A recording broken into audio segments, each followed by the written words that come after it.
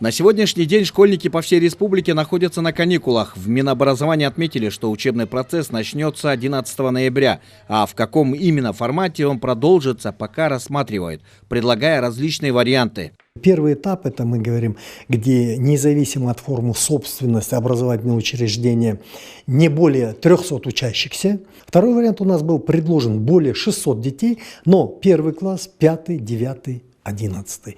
Первый класс это понятно, это начальная.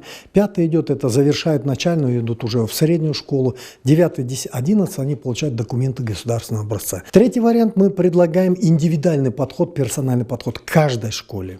Здесь возникает вопрос, регионы, местная власть посмотрели, дали добро, есть возможность. Это, то есть персональный подход к каждой общеобразовательной организации, независимо от формы собственности. Возникает, разумеется, вопрос, мы говорим, эпидемия вот хлыщет, город Бишкек, говорим, город Ош, в классах по 50 детей. Вот это и есть третий подход, индивидуальный. В ведомстве также отметили, что каждая школа будет принимать отдельное решение. Кроме того, в этот вопрос должны подключиться и органы МСУ, и представители санэпидемнадзора. А при возобновлении обучения в традиционном формате контроль за соблюдением санитарных норм будет строгим.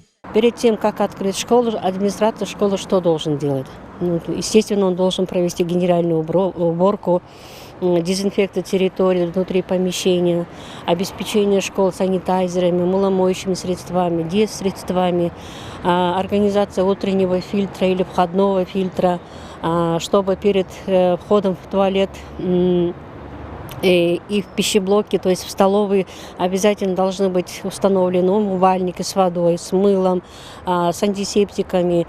На сегодня половина школ в стране расположены в горных районах, и они попадают в зеленую зону, где зарегистрировано малое количество заболевших. Специалисты поддерживают инициативу традиционного формата обучения. По словам главного специалиста управления образования мэрии, сами родители уже просят, чтобы учеба продолжилась офлайн, потому как дети больше вовлечены в учебный процесс. Потому что вот если вот так локально, поэтапно, да, начинать учебный процесс уже в обычном режиме, я это считаю правильным. Желательно, хорошо было бы с 11 ноября, со второй четверти уже начинать учебный процесс. Напомним, первую четверть ученики завершили дистанционно. На сегодняшний день активно обсуждают открытие школ.